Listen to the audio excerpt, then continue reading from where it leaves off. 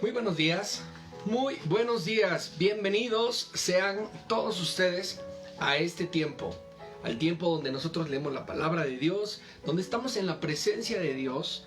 Y antes de iniciar nuestro trabajo, antes de salir al mundo, antes de iniciar nuestras actividades, tenemos un tiempo poderoso en la presencia de Dios. Creo que este es el tiempo más hermoso de todo nuestro día, porque el Señor nos sorprende en todo momento. Este es el momento más glorioso de todo tu día, te lo puedo garantizar, porque en la presencia de Dios hay victoria, en la presencia de Dios hay poder, en la presencia de Dios hay libertad de gozo, hay manifestaciones gloriosas, hay milagros. Prepárate, porque cuando empezamos con el Señor nuestro día, entonces estamos preparándonos para la bendición que viene delante de este día. Claro, cuando estamos con Dios, las cosas cambian. Y el enemigo no tiene otra opción que huir, que salir corriendo, que escaparse. Porque cuando tú te preparas en el Señor, cuando te fortaleces en el Señor, el enemigo no tiene autoridad sobre tu vida, no tiene autoridad sobre tu familia, sobre tus hijos, porque tú empiezas a interceder con poder y te preparas desde la mañana temprano en la presencia y en el poder de la palabra de Dios. Muy bien, hoy vamos a comenzar un nuevo libro. Gloria a Dios. Les quiero comentar algo. Este es un sobre, ¿verdad? Pero no. Ya se me terminó mi libreta anterior, donde leíamos desde Génesis y todos los libros que hemos leído, los hemos ido anotando. Y yo no sé tú, pero la verdad es que yo sí he estado anotando muchísimo. Y toda mi libreta ya se terminó. Yo espero que también tu libreta ya se haya terminado. Y si no se te ha terminado y sigues con tu misma libreta desde el 2018, entonces no eres de los que anota o te has perdido de mucho. Entonces esta libreta se acabó. Vamos a estrenar una nueva libreta. Acá está. Vamos a estrenar una nueva libreta de HDI Seguros. No es promoción, pero vamos a comenzar porque el Señor tiene revelaciones nuevas para este día. Y vamos a empezar en esta libreta. Para comenzar, vamos a orar. En el nombre de Jesús. Señor, te damos gracias, Señor, por todo lo que estás haciendo, por todo lo que estás obrando, Padre. Sabemos, Señor, que tú estás obrando en nuestras vidas, que tú estás haciendo cosas maravillosas en nuestras vidas. Que tu bendición, que tu favor, que tu gloria, Señor, está sobre de mí, reposa sobre mí. Así como la nube reposaba sobre el tabernáculo, así como la nube reposaba sobre los israelitas. Así, Padre, tu presencia reposa sobre mí, en mi interior. Gracias, Padre, por ser tú quien dirige mi vida, quien dirige mis pasos, quien me levanta cada mañana, Señor.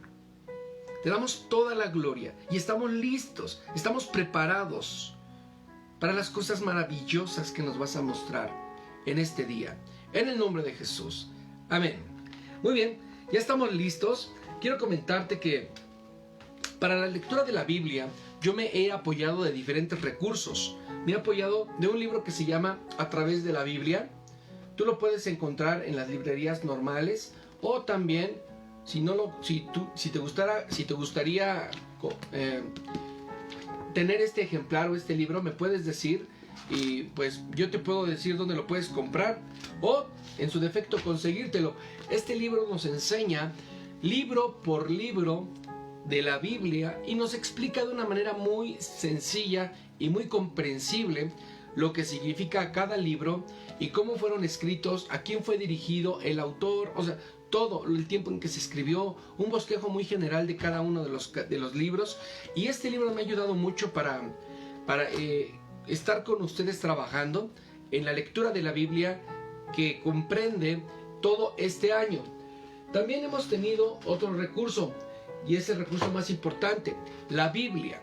La Biblia es la fuente principal de la sabiduría, es el carácter, es la imagen de Dios, es la biografía de nuestro Padre. Y ese es el primer recurso que nosotros utilizamos cada mañana. Y te recuerdo que estamos utilizando una Biblia que es una Biblia del nuevo lenguaje actual. Es una Biblia que se llama traducción al lenguaje actual. El idioma es un idioma moderno, pero es un idioma muy centrado que te permite comprender las escrituras sin confundirte con palabras extrañas o palabras medio raras. Bueno, el día de hoy vamos a comenzar con el libro de Juan. Aleluya. Muy bien, entonces mi nombre es Isaac Valdés y esto es Biblia con café. Wow. Muy bien, el libro de Juan es una acumulación de testimonios, ¿verdad? Que prueban que Jesús es el Cristo, el Hijo de Dios viviente. Este libro nos permite conocer a Cristo como el Verbo encarnado de Dios. Recordemos que en el libro de Génesis, Dios manifiesta y le da vida a todo nuestro planeta, le da vida a toda la tierra, le da vida a toda la creación por medio de su palabra. Y en el libro de Juan nos presenta a Cristo como Cristo es la palabra, Cristo es el Verbo, Cristo es el Señor. Y el libro de Juan nos habla precisamente de que Cristo y nos lo presenta como el Verbo de Dios. Aleluya. Entonces, el autor se supone y dice la historia que es el mismo Juan, el apóstol, el discípulo amado. Era el gran compañero o tenía un gran compañerismo con Jesucristo y él era el que estaba muy apegado a Jesucristo. Él es el quien se recostaba en su pecho, ¿verdad? Durante la cena pascual. Recordemos que hay un momento en la Biblia donde uno de sus discípulos se recostaba en su pecho. Entonces ese discípulo es Juan. Ese discípulo era el amado del Señor. Entonces, de todos los discípulos, fue el único discípulo que estuvo frente a la cruz para recibir el mensaje del Señor antes de expirar. Fue el único discípulo que estuvo en ese momento, en ese lugar, a los pies de Cristo, antes de que éste expirara y diera su último mensaje. ¡Wow! El discípulo amado, el discípulo de Jesús, el discípulo Juan. Fue escrito para la iglesia en general, o sea, para los cristianos, para ti, para mí, para todos aquellos que hemos recibido al Señor, para presentarnos a Cristo como el Verbo encarnado de Dios, la palabra viva del Señor. Entonces, Juan escribió muchos años después de los otros evangelios. El libro de Juan, a diferencia de Marcos, de Mateo, Marcos y Lucas, fue escrito años después. Fue escrito tiempo después. El libro de Juan nos muestra, ¿verdad?, el caminar de Cristo, pero nos lo presenta como el Hijo de Dios, como el Hijo del Todopoderoso. Entonces, una referencia interesante es que en el libro de Juan nos muestra o nos dice 137 veces la palabra Padre. Recordemos que en el libro de Juan la palabra Padre toma un fundamento, una posición, una importancia verdaderamente relevante. Porque durante el Antiguo Testamento nadie, absolutamente nadie, le decía Padre. Y ahora Juan nos presenta a nuestro amado Padre como papá. Aleluya. Hay una cercanía, una relación con nuestro amado Padre. Ahora, en el libro de Juan vamos a ver los siete yo soy de Jesús. Los 7 yo soy de Jesús. 1, el pan, yo soy el pan de vida. 2, yo soy la luz del mundo. 3, yo soy la puerta. 4, yo soy el buen pastor. 5, yo soy la resurrección y la vida. 6, yo soy el camino, la verdad y la vida. Y 7, yo soy la vid verdadera. El libro de Juan, así como te estoy diciendo ahora mismo, tiene un contenido poderoso y por eso es que tenemos que leer el libro de Juan. No te lo puedes perder. El libro de Juan vamos a empezarlo a leer ahora mismo. Y vamos a iniciar con el capítulo 1 y con el capítulo 2. ¿Estás listo? porque vamos a comenzar. Mi nombre es Isaac y esto es Biblia con Café. Antes de que todo comenzara, ya existía aquel que es la palabra. La palabra estaba con Dios y la palabra era Dios. Cuando Dios creó todas las cosas, ahí estaba la palabra. Todo fue creado por la palabra. Sin la palabra, nada se hizo. De la palabra nace la vida, y la palabra es la vida. Es también nuestra luz, la luz que alumbra en la oscuridad, y nada puede destruirla. Dios envió a un hombre llamado Juan, para que hablara con la gente y la convenciera de creer en la luz. Juan no era la luz, solo él vino para mostrar quién era la luz, y la luz verdadera pronto llegaría a este mundo. Aquel que es la palabra estaba en el mundo. Dios creó el mundo por medio de aquel que es la palabra, pero la gente no le respondió, no le reconoció. La palabra vino a vivir a este mundo, pero su pueblo no la aceptó. Pero aquellos que la aceptaron y creyeron en ella, llegaron a ser hijos de Dios. Son hijos de Dios por voluntad divina, no por voluntad humana. Aquel que es la palabra habitó entre nosotros y fue como uno de nosotros. Vimos el poder que le pertenece como Hijo único de Dios, pues nos ha mostrado todo el amor y toda la verdad. Juan habló de aquel que era la palabra y anunció: ya les había dicho que Él estaba por llegar. Él es más importante que yo, porque existe desde antes que yo existiera. Dios nos dio a conocer sus leyes por medio de Moisés. Por medio de Jesucristo nos hizo conocer el amor y la verdad. Nadie ha visto a Dios jamás, pero el Hijo único, que está más cerca del Padre y que es Dios mismo, nos ha enseñado cómo es Él. Gracias a lo que el Hijo de Dios es, hemos recibido muchas bendiciones. Los jefes de los judíos que vivían en Jerusalén enviaron a algunos sacerdotes y a algunos otros a ayudar al templo para que le preguntaran a Juan quién era él. Juan les respondió claramente: yo no soy el Mesías. Y ellos volvieron a preguntarle: ¿eres Elías? Y Juan respondió: no, no soy Elías. Pero los sacerdotes y sus acompañantes insistieron: pero tú, el profeta, que Dios iba a enviar. No, dijo Juan. Finalmente le dijeron: tenemos que llevar una respuesta. Y a los que nos enviaron: dinos, ¿quién eres tú? Juan les hizo recordar: yo soy el que grita en el desierto, prepárenle el camino al Señor. Entonces los mensajeros de los fariseos le dijeron a Juan: si tú no eres el Mesías ni Elías, el profeta, ¿por qué bautizas? Y Juan contestó: yo bautizo con agua, pero hay entre ustedes uno a quien todavía no conocen, al que yo he llegado antes. Él es más importante que yo y ni siquiera merezco ser su esclavo. Todo esto pasó en el pueblo de Betania, al otro lado del río del Jordán, donde Juan bautizaba. Al día siguiente, Juan vio que Jesús se acercaba. Entonces le dijo a toda la gente: aquí viene el Cordero de Dios que quita el pecado de la gente del mundo. Por medio de él, Dios le perdonará a ustedes todos sus pecados. Yo me refería a él cuando dije: después de mí viene uno que es más importante que yo, porque existe desde antes de que yo naciera. Yo no sabía quién era, pero Dios me mandó a bautizar con agua para que todos ustedes puedan conocerlo. Cuando vi el Espíritu de Dios, cuando el Espíritu de Dios bajaba del cielo en forma de paloma y se colocaba sobre él. No sabía yo quién era él, pero Dios me dijo: conocerás al que bautiza con el Espíritu Santo. Cuando veas en mí, el Espíritu baja y se coloca sobre él. Ahora lo he visto y les aseguro que él es el Hijo de Dios.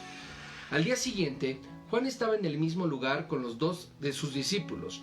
Cuando vio que Jesús estaba por allí, le dijo: miren, ahí viene el Cordero de Dios. Al oír eso, los dos discípulos dijeron.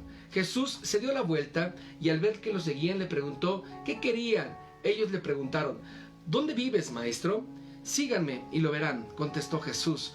Ellos fueron y vivieron donde Jesús vivía. Y como era casi a las 4 de la tarde, se quedaron con él por el resto del día. Uno de ellos era Andrés, hermano de Simón Pedro. Lo primero que hizo Andrés fue buscar a su hermano Simón. Cuando lo encontró, le dijo: hemos encontrado al Mesías, es decir, al Cristo. Entonces Andrés llevó a Simón a donde estaba Jesús. Cuando Jesús vio a Simón, le dijo: tú eres Simón, hijo de Juan, pero ahora te vas a llamar Cefas, es decir, Pedro. Al día siguiente, Jesús decidió ir a la región de Galilea. Allí encontró a Felipe, que era de Bethsaida, el pueblo donde vivía Andrés y Pedro. Jesús le dijo a Felipe: sígueme. Luego, Felipe fue a buscar a Natanael y le dijo: hemos encontrado a aquel quien Moisés escribió en la Biblia y del que también hablan los profetas. Es Jesús de Nazaret, el hijo de José. Natanael preguntó: ¿acaso puedo salir alguno bueno de Nazaret? Ven y lo verás, contestó Felipe. Cuando Jesús vio que Natanael se acercaba, dijo: aquí viene un verdadero israelita, un hombre realmente sincero. Natanael le preguntó: ¿cómo es que me conoces? Y Jesús le respondió: me fijé en ti cuando estabas bajo la higuera, antes que Felipe te llamara. Entonces Natanael respondió: Maestro, tú eres el Hijo de Dios y el Rey de Israel. Jesús le dijo: ¿crees esto solo porque te dije que te vi debajo de la higuera? Pues todavía verás cosas más sorprendentes que estas. Y luego le dijo a todos: les aseguro que ustedes verán el cielo abierto y verán también a los ángeles de Dios subir y bajar sobre mí, que yo soy el Hijo del Hombre. ¡Aleluya! Solo de leer estas líneas, solo de leer esta porción del capítulo 1, siento la presencia de Dios de una manera poderosa. ¡Wow! Gracias, Dios. El Verbo, el Cristo, la promesa, la profecía se cumple. Imagínate ese momento glorioso en el que Juan el Bautista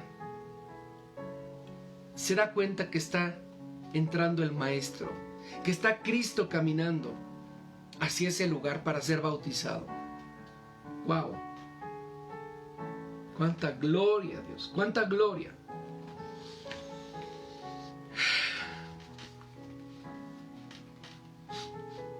Bendito Dios. Capítulo 2. 3 días después, María, la madre de Jesús, fue a una boda en el pueblo llamado Cana, en la región de Galilea. Jesús y sus discípulos también habían sido invitados. Después de la fiesta de las bodas, se acabó el vino. Entonces María le dijo a Jesús: ¿ya no tienen vino? Jesús le respondió: Madre, ese no es mi asunto. Aún no ha llegado el momento en el que yo diga quién soy. Entonces María le dijo a los sirvientes: hagan todo lo que Jesús les diga. Allí había 6 grandes tinajas para agua, de las que usaban los judíos en sus ceremonias religiosas. En cada tinaja cabían 100 litros. Jesús le dijo a los sirvientes: llenen las tinajas de agua, por favor. Los sirvientes llenaron las tinajas hasta el borde. Luego Jesús les dijo: ahora saquen un poco y llévenselo al encargado de la fiesta para que lo pruebe. Así lo hicieron. El encargado de la fiesta probó el agua que había sido convertida en el vino y se sorprendió porque no sabía de dónde había salido ese vino, pero todos los sirvientes sí lo sabían. Enseguida el encargado de la fiesta llamó al novio y le dijo: siempre se sirve primero el mejor vino y luego, cuando ya los invitados han bebido bastante, se les sirve el vino corriente. Tú, en cambio, has dejado el mejor vino para el final. Jesús hizo esta primera señal de Cana en Galilea. Así empezó a mostrar el gran poder que tenía, y sus discípulos le creyeron. Sus discípulos creyeron en él. Después de esto, Jesús fue con su madre, sus hermanos y sus discípulos al pueblo de Capernaum, y ahí se quedaron unos días. Cuando ya se acercaba la fiesta de los judíos, llamada la Pascua, Jesús fue a la ciudad de Jerusalén. Allí, en el templo, encontró a algunos de los hombres vendiendo bueyes, ovejas y palomas.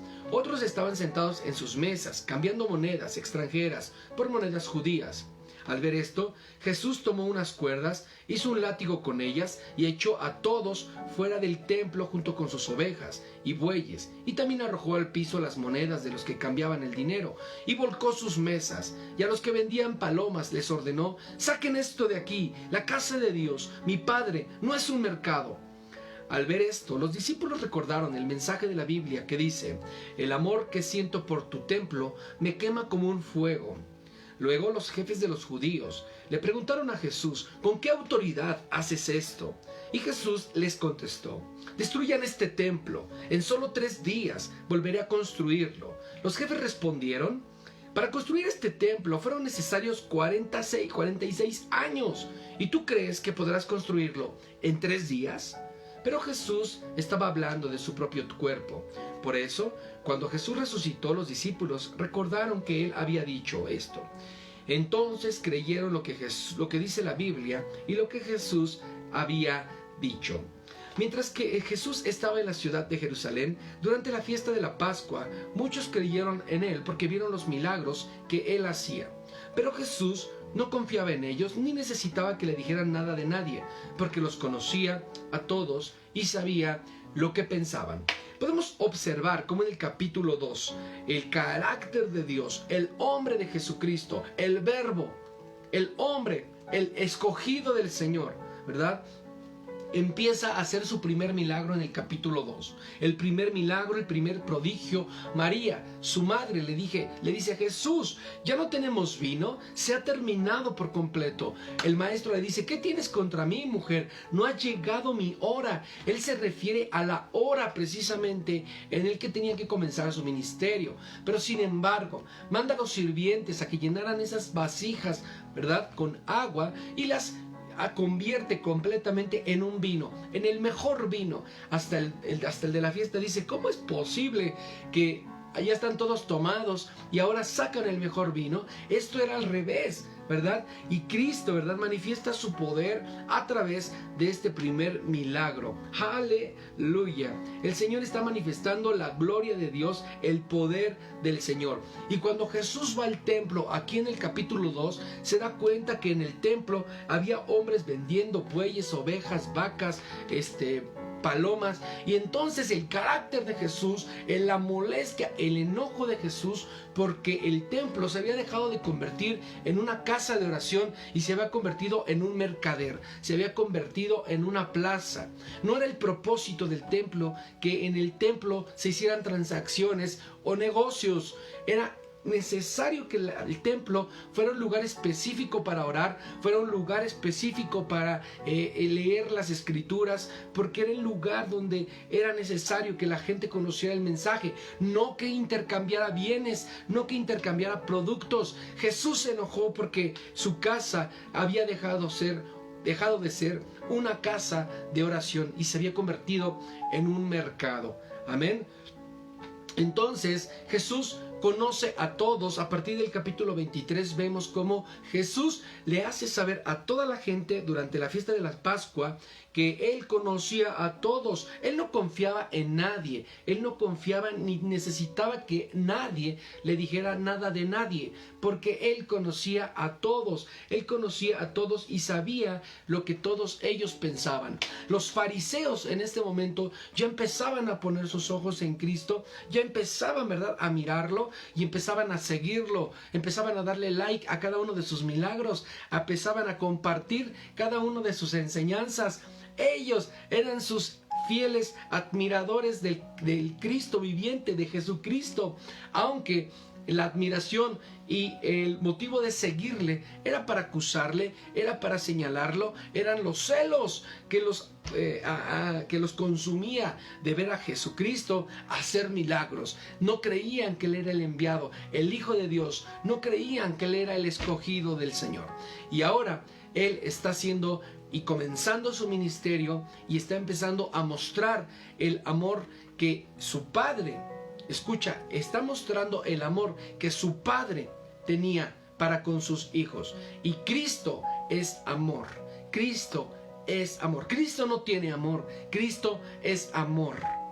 Y le está haciendo ver a todas las personas que la iglesia no es lo que los fariseos, lo que la iglesia de ese momento estaban haciéndole mostrar a la gente. La iglesia y el amor a Dios, el amor al Padre, es algo más interno, es algo más profundo, es una relación que nosotros debemos de tener con Dios y no depende nuestra salvación, no depende nuestra relación con Dios del mundo, no depende de la estructura, no depende de los líderes, no depende de absolutamente de nadie, sino nuestra relación y nuestro amor depende de Él, solamente de Jehová, solamente de Dios Todopoderoso, solamente de Él. Él es nuestro Padre.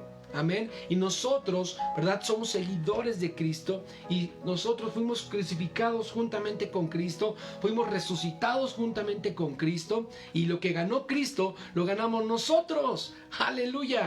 Entonces, ahora, Cristo es el Verbo y en el principio dice la palabra que todo fue hecho por medio de la palabra, y el libro de Juan nos dice que Cristo es la palabra, Cristo es el Verbo. Y bueno, eso es lo que teníamos preparado para el día de hoy en el libro de Juan, capítulo 1 y capítulo 2. Prepárense porque el Señor tiene material poderoso que va a alimentar, que va a nutrir nuestro espíritu, y nuestras mañanas, nuestra semana, nuestros días no volverán a ser los mismos, porque los milagros que esperabas ver a futuro los verás ahora mismo. En el nombre de Jesús. Vamos a orar. Señor, te damos gracias.